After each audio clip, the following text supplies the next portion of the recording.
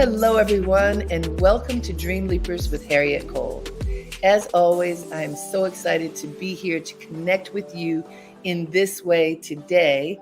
And, every summer, so far, I've had the privilege and honor of spending a lot of time in what I call my happy place, Sag Harbor Hills in Long Island, and what many folks know as the Hamptons.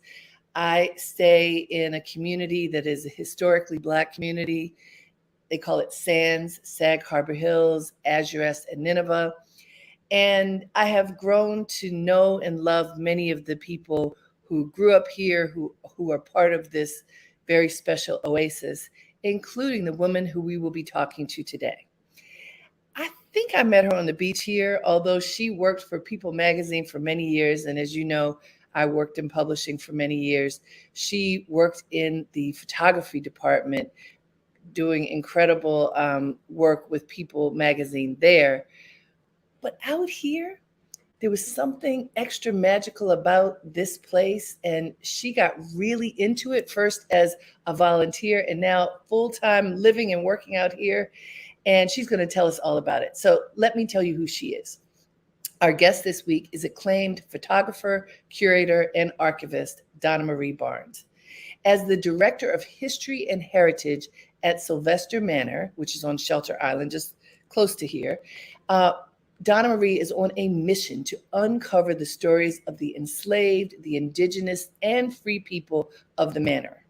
Her passion for research, storytelling, and photography has led her to curate several exhibitions, including Women of the Manor, A Place in Pictures, and All That Has Been, Our Roots Revealed. She's going to tell us all about that, as well as a really interesting project in plain sight that she's working on here on the East End. Please join me in welcoming Donnamarie Barnes.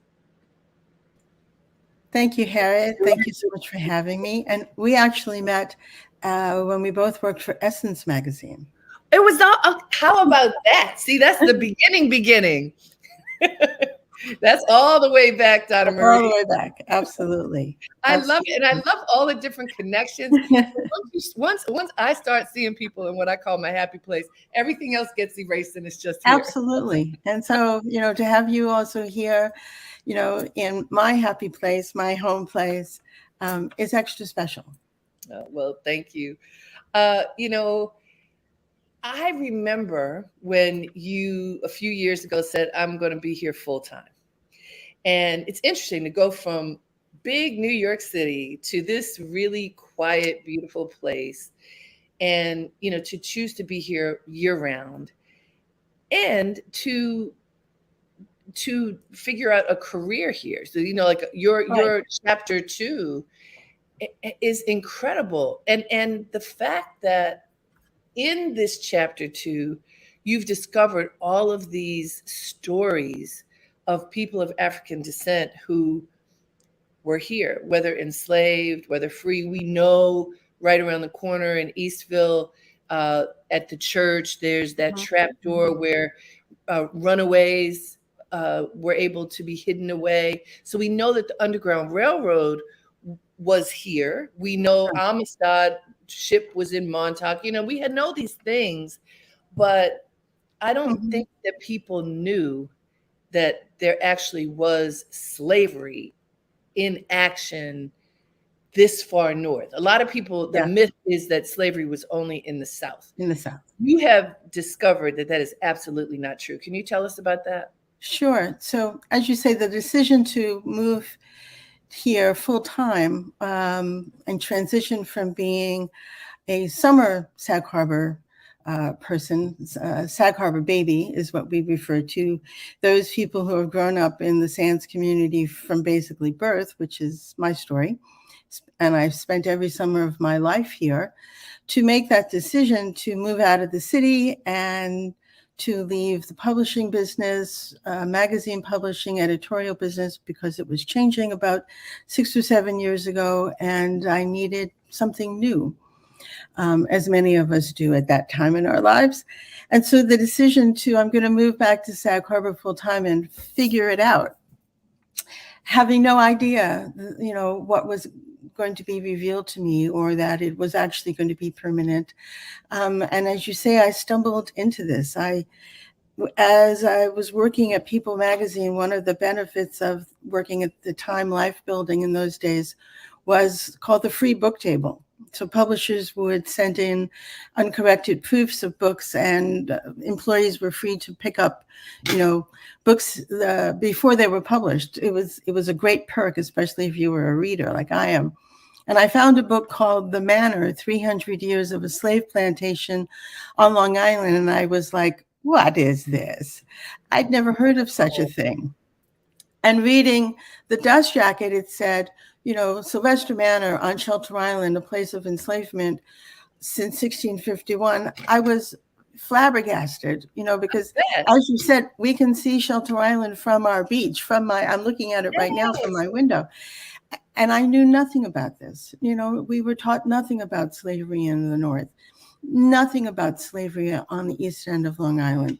Growing up here, you have, an inherent kind of education about Black whalers in the whaling era. And as you say, about the potential that this was a stop on the Underground Railroad, and the Eastville community, which was a community of free Black people, Native Americans, and European immigrants starting in the 1840s. So we always knew there was a history of people of color, right, and three diverse communities, in this area of Long Island.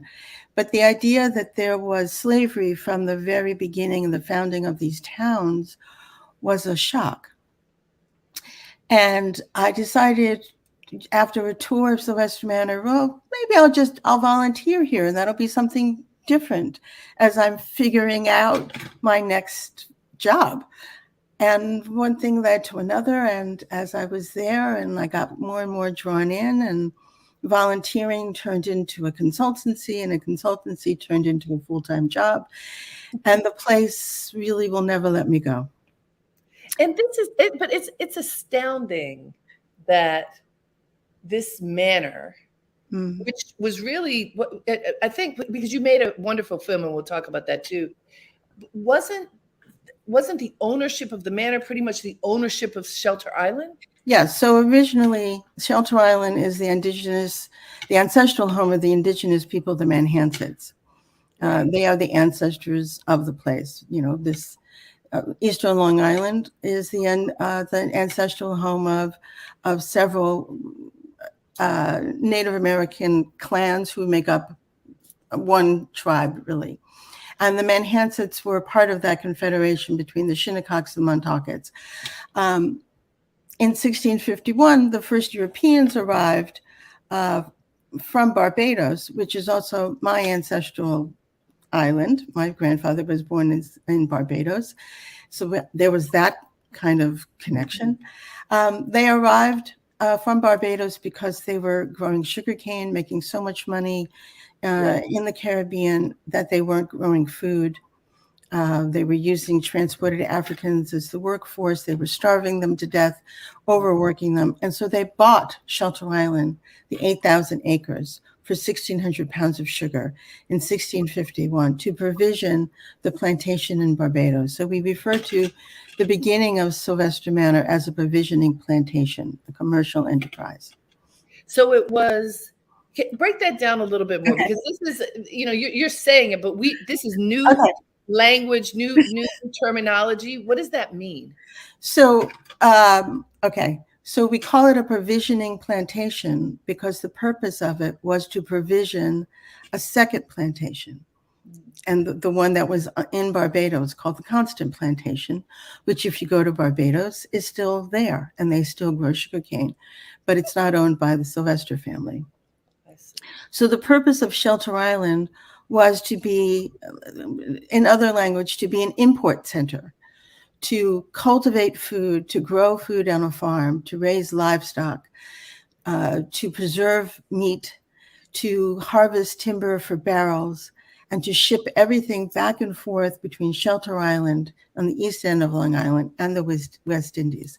This was a particular enterprise, but was not unique to the east end of Long Island or to New England. the economy of Long Island and New England at that time, the mid-17th century, was very dependent on trade with the West Indies. And so provisions, foodstuffs, raw materials, livestock would be shipped to the West Indies. And in return, they would ship back sugar, molasses that would then be made into rum in Newport and sent back to Europe. So that became the triangle trade. Well, I'm going to venture to say that if I took a poll of all the people I know, many who are very well educated and even steeped in African American history, most people wouldn't know that. No. Black people, white people, everyone, all ages, come and hear this story and say, why didn't I know? And that really became the basis, that question of the impetus for a lot of the work that we've done on the East End, in really looking at the history and taking a second look at the narrative, because when you live in a small town, and let's call it the Hamptons, when you live in the Hamptons, history is everywhere. We have windmills that are symbols. We have whaling museums. We have historical societies. Everybody wears a cap with a logo of a windmill or a farm. Even the farm stands. A lot of it's unconscious, Donnamarie. I mean, so let me just set the stage a little bit. So what you're saying is true, and for people who haven't been to the Hamptons or have heard about it, and even those who are here, there's so much that's unconscious. That the windmills are everywhere. These historical landmarks are everywhere. The neighborhood we're in has been allocated as historically Black neighborhood, right? But and the huge but is, what does the windmill stand for? What was happening here? What the whaling museum? We know that there were Black whalers, many of whom were always free. That is something that is not particularly known. But this is what you're talking about, this slave trade back and forth. People generally do not believe that there was slave trade in the North. A lot of Northerners pride themselves on believing, well, we are not descendants of slave owners because we're from the North. And so what happened?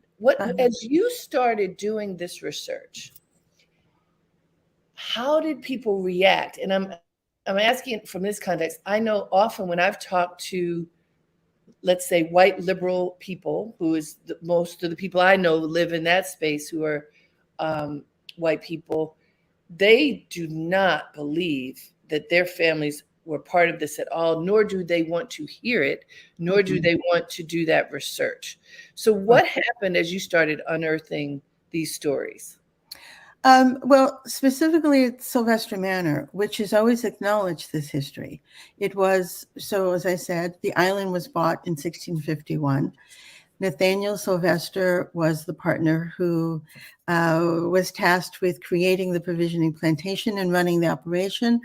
He married, had children, bought out his partners, and eventually became lord of the manor of the entire island. His descendants did not hold to his edict of never sell the land. They did sell the land. Shelter Island gets established as a town. But the property that is Sylvester Manor, which now equals 236 acres and is a not-for-profit organization, descended through 12 generations of the same family.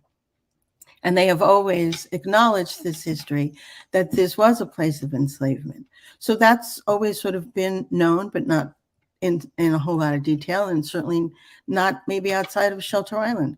So in starting to do this history and research to uncover the identities of these individuals, which actually was not very hard to find, hence the name of our organization, In Plain Sight, because there they were. Once you started looking, there they were.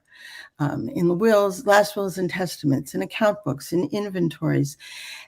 And a picture emerges that slavery here on the east end of Long Island was prevalent everywhere from the very beginning, from the founding of every town, from the beginning of Southampton in 1638, and the same for East Hampton, and in Sag Harbor from the very beginning of the establishment of this village.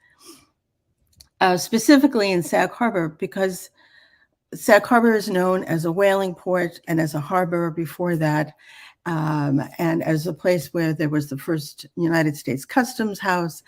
All of that, we know that. That's our boilerplate. Right. But in learning about the history of Sag Harbor that I didn't even know myself after being here, 60 plus years, was that to create the harbor here, the topography had to be changed because there were in Main Street in the village, and there were historically enormous hills. There are no hills on Main Street now. No.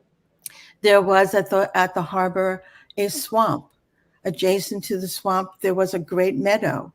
And in the history books, it says that the hills were taken down and the swamp was filled in and the meadow was recultivated, and they did it. And when you stop and you say, what is the question? Who is they? Right, exactly. Who is they?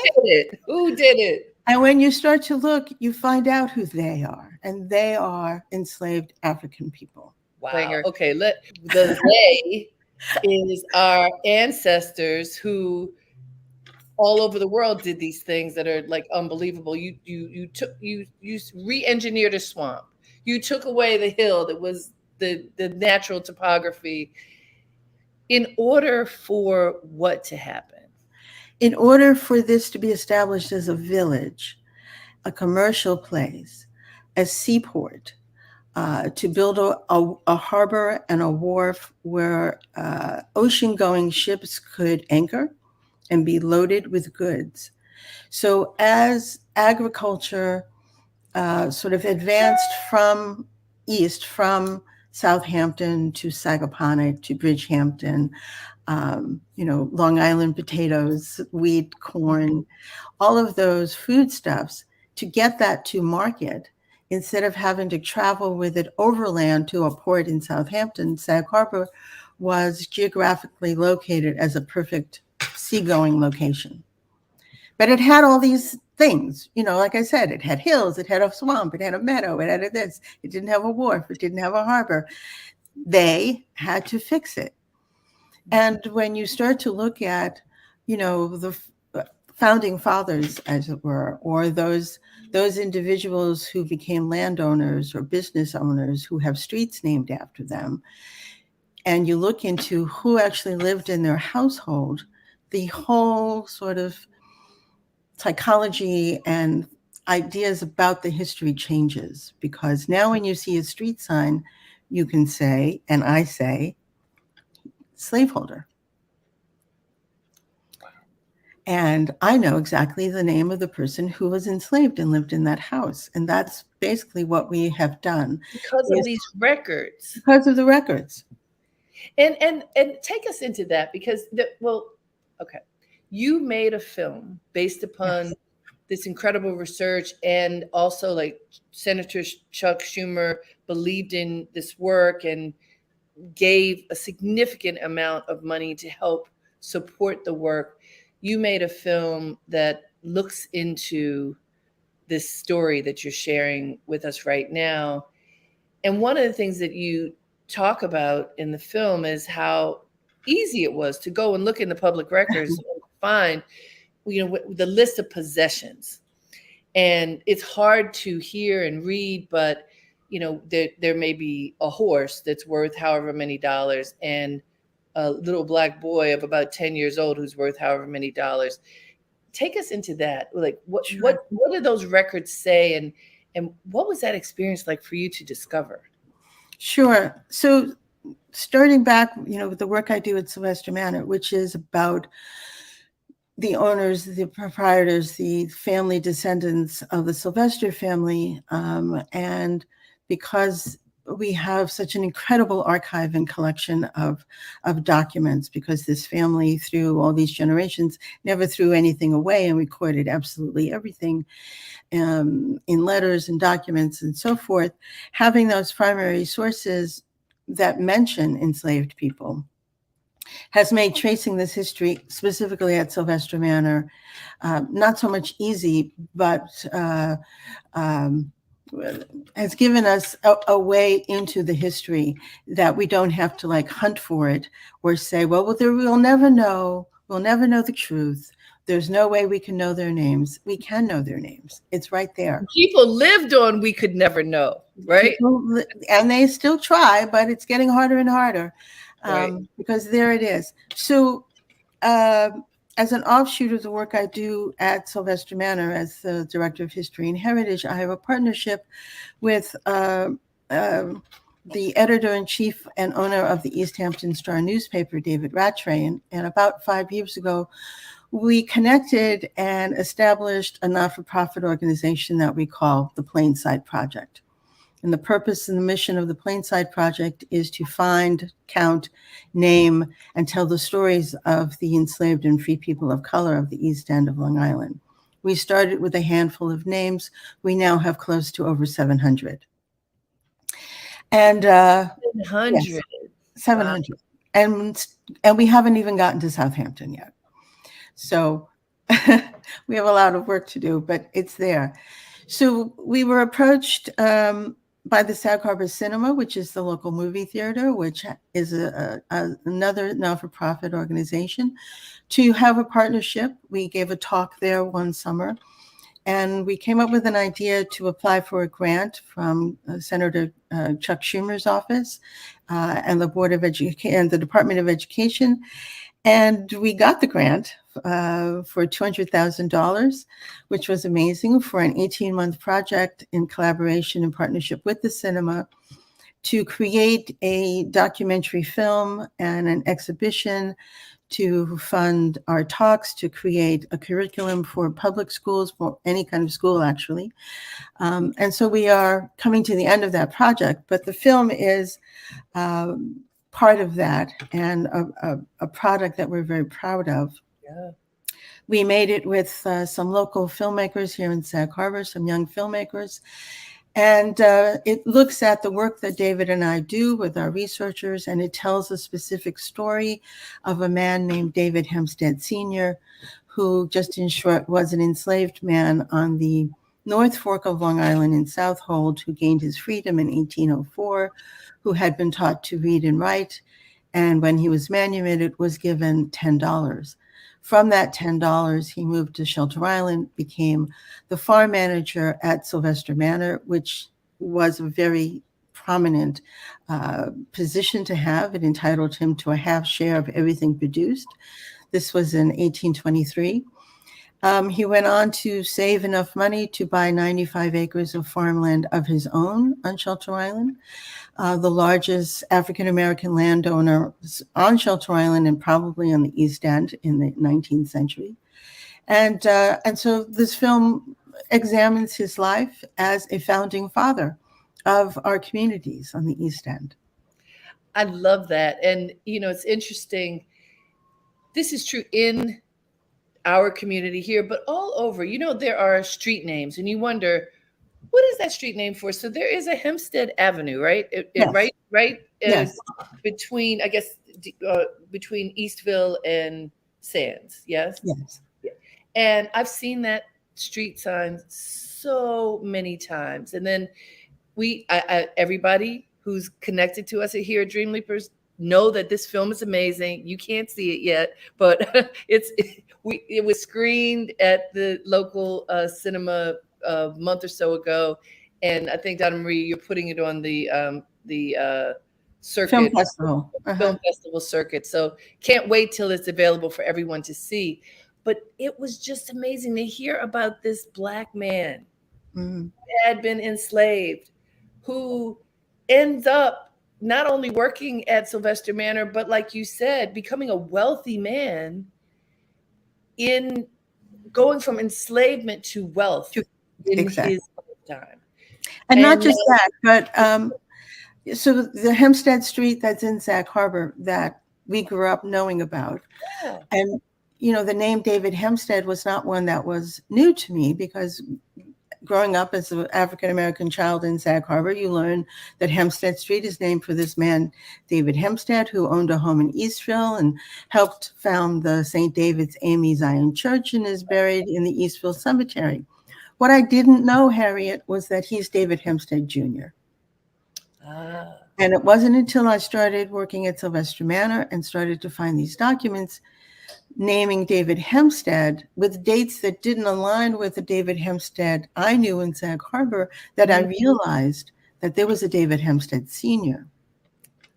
that we knew nothing about, that we'd never been told. This film is about his father. This is about his father. And so researching that and getting more and more into the different aspects of his life, this amazing story began to unfurl. And just, in retelling it, it just became like, this is someone that we should know. Yes. This is literally a founding father. This is someone whose children went on in freedom to become local residents of Sag Harbor, prominent residents of Sag Harbor, and leaders in this community. And when David Hempstead Jr. died, his obituary in the newspaper said that he was a well-known and respected colored man of Sag Harbor. When his father died after drowning, going from Sag Harbor to Shelter Island, his obituary in the newspaper said that he was a longtime Shelter Island resident and a well-respected colored man. Whew. So that's like one of those drop the mic moments. You don't even know what to say from there. Yeah. So I want to go back to this question. As you have been discovering these stories, including this incredible story of David Hempstead Sr., that for you actually began with David Hempstead Jr. when you were a child, the white community in the Hamptons, in Sag Harbor, in East Hampton, et cetera, because I'm sure some of the people you're working with are whites, how are they reacting when they learn these things that are true about their community and their ancestors? Because that's one of the hardest things. Like, what was the reaction like as these stories come to life? Right. I will say overall, the reactions have been extremely positive. And again, the question that all of our audiences asks, and it's getting less and less, which is good. Why didn't I know? Why weren't we told? How come we didn't know this history? This is incredible. I will also say that the way that we tell the stories and the way that we present this history, David Rattray and I give talks, we do public events, we invite the public to hear us speak. He is a journalist. My background is in journalism, although behind the camera, I didn't know that I was a storyteller. I didn't know that I was good at this. That's kind of been a benefit and a wonderful surprise. And I will say that together we are good at it. You are. David is a 12th generation East Hamptonite. And it took a while for him to even look into his family to realize that his ancestors had been slaveholders in East Hampton. And so the combination of the two of us coming from the place that we come from, both with such deep ties to this community, and the fact that we tell these stories in joyous ways. When we started giving talks, I would always make a point of saying, this is not about blame or shame. And we're all here to talk about slavery and acknowledge that this was a horrific, tragic occurrence in our nation's history. But it is our history. And the stories that we tell are not Black history. This is American history. This is the history of the place that we all live here together.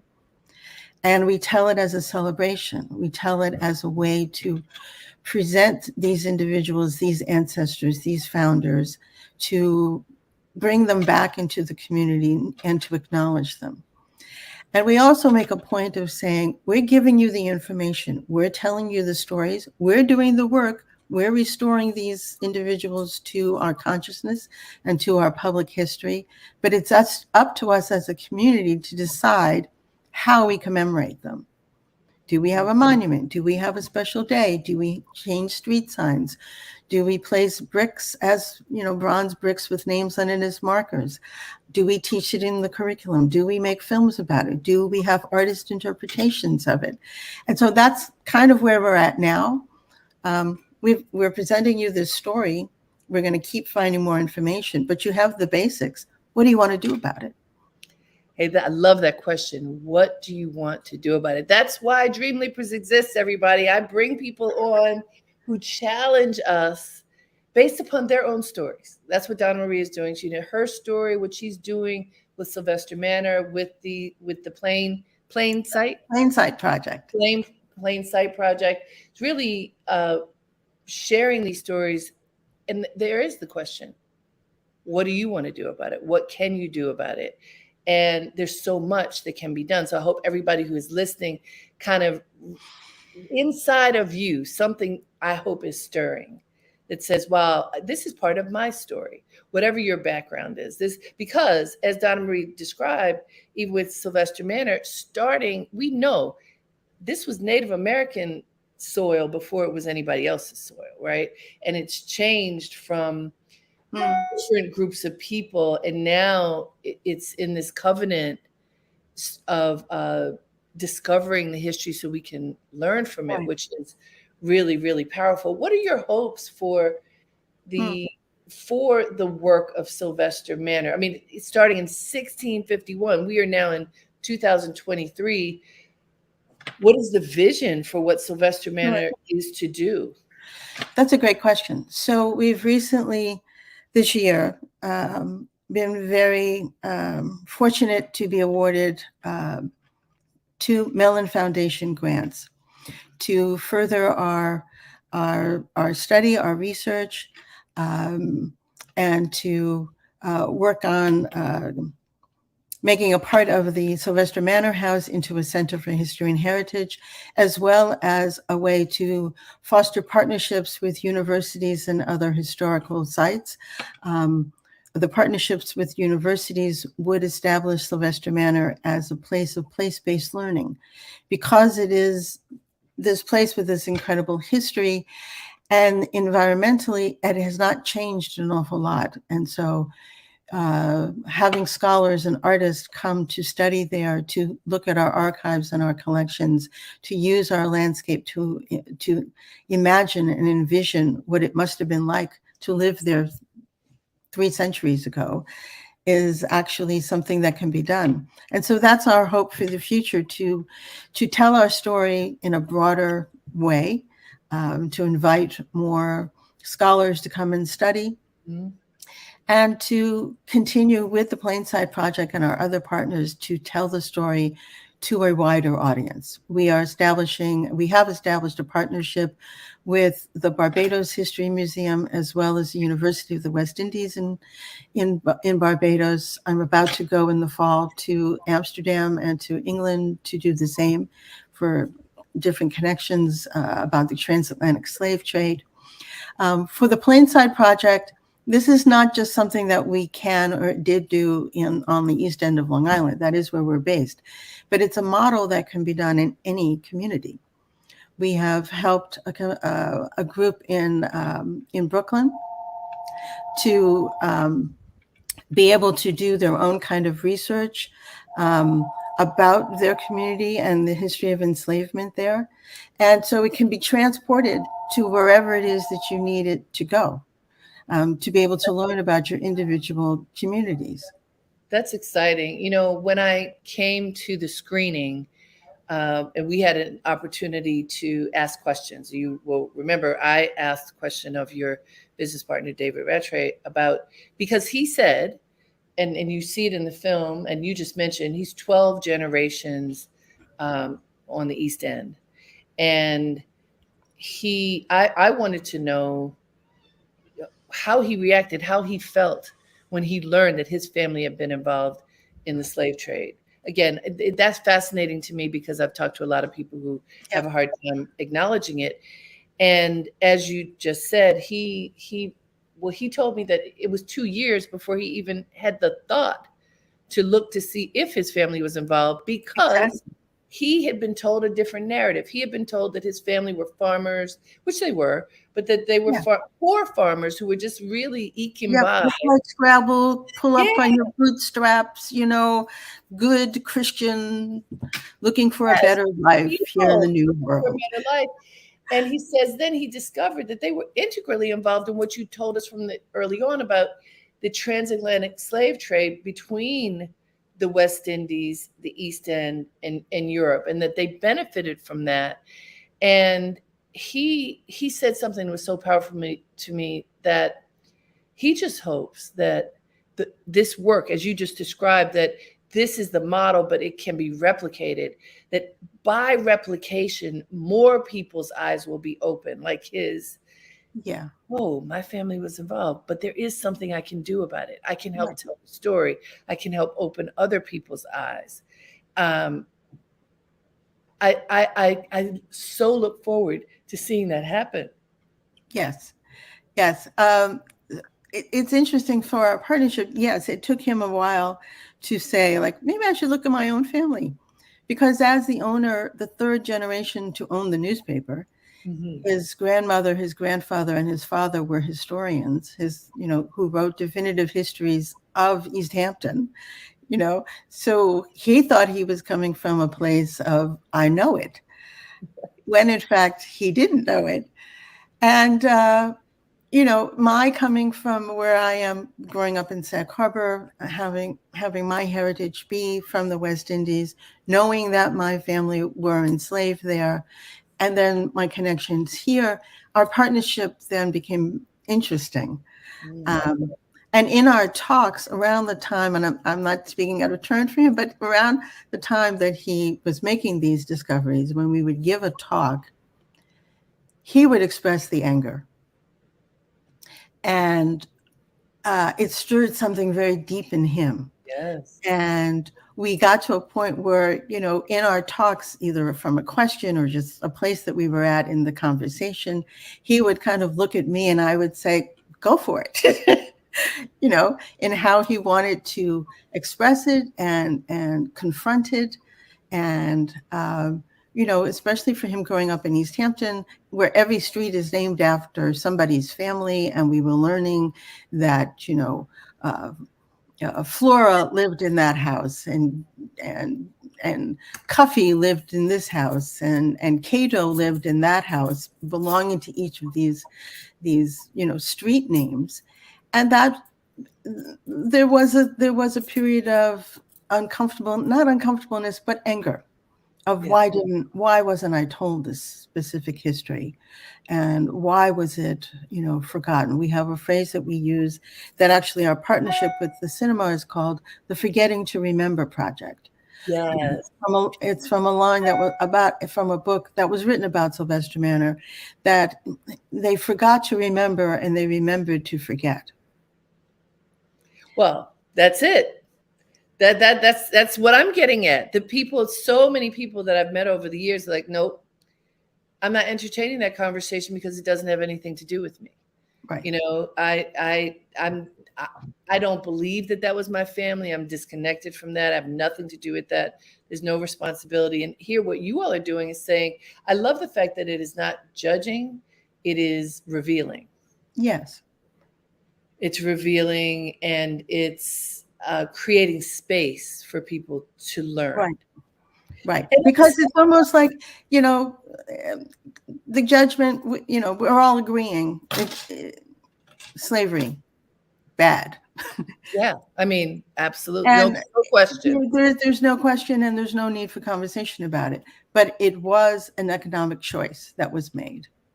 It's not a choice you would make today, even if that was your ancestor. But it was a choice that they made, and it was based on economics. It's always follow the money. Now, could you have had workers work for you that you paid so that you didn't make as much money? Sure, that was a choice, conscious choice, an economic choice. And that's the basis for all of it. It's all about the money. And, today we have, this is a history project in a sense, unveiling history that many of us didn't know. And we have this effort underfoot to ban books and knowledge for students in particular, but even taking things out of libraries so that Mhm. part of our truth will not be shared, will not be available.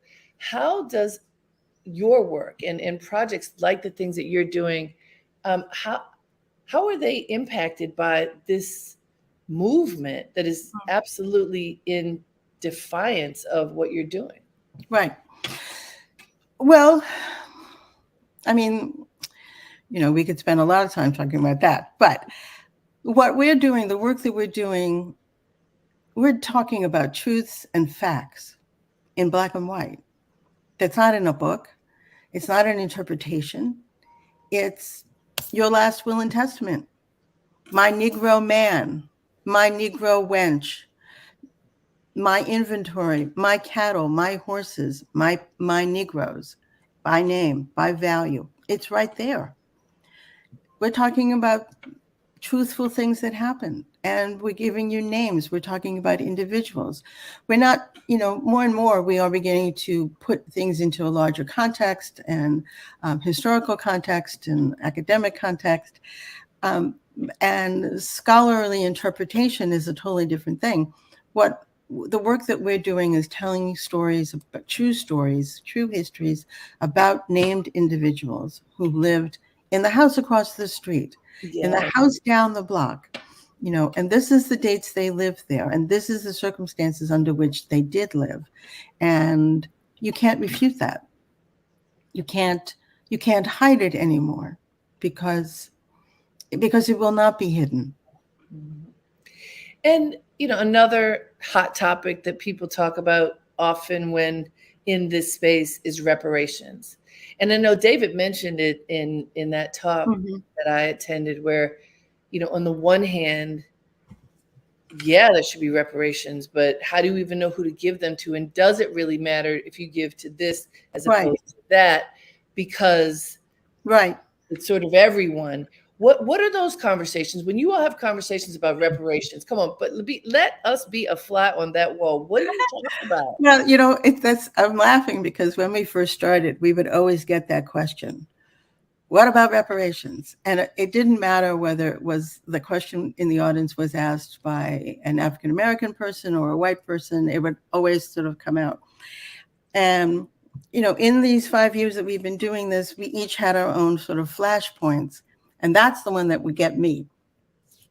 Because before we even talk about reparations, right or wrong, who, what, when, where, if you don't know what you're talking about, then what are you talking about?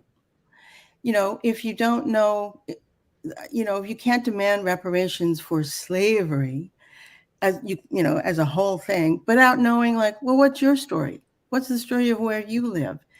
If I want reparations for Violet and Matilda and Hagar and Peter and Cato and Cuff, I can tell you those stories, and this is why those reparations are owed, because their lives were forgotten. And unless we have that information, unless we re-educate ourselves about what it is we're actually demanding payment or reparations or acknowledgement for, then we don't really have a stance to talk about it. So that was always my position, that we're giving you the information, the ammunition, and then when you learn this, then you can go off and talk about it. It's similar to, out here, and you mentioned it too, and I had to smile.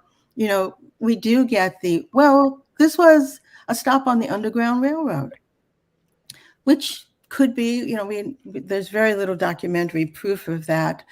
Okay. But regardless of that, think about it.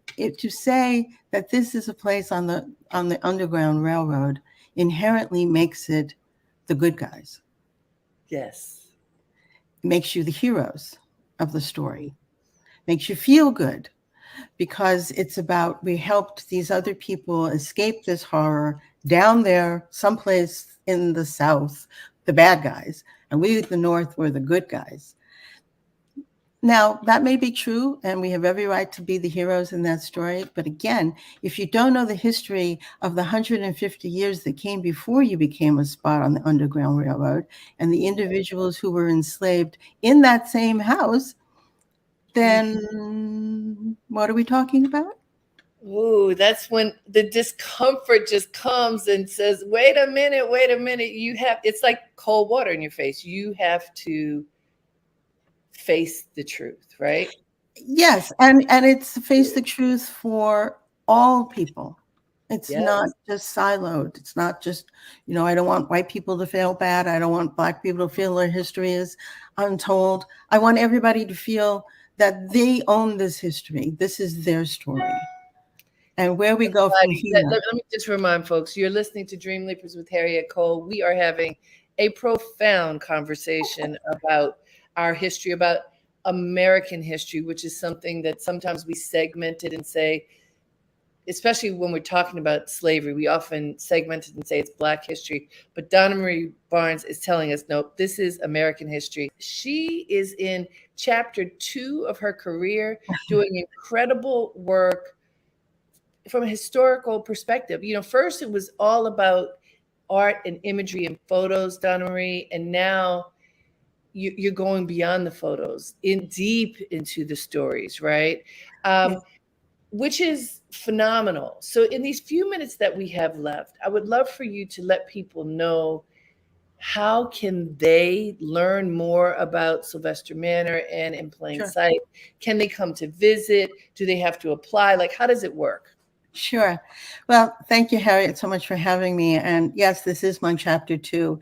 But I'm still involved in the photos and the storytelling and the images because I use all of those skills in what I do now. And I still interpret it's just a build. It's a build. Yes, exactly.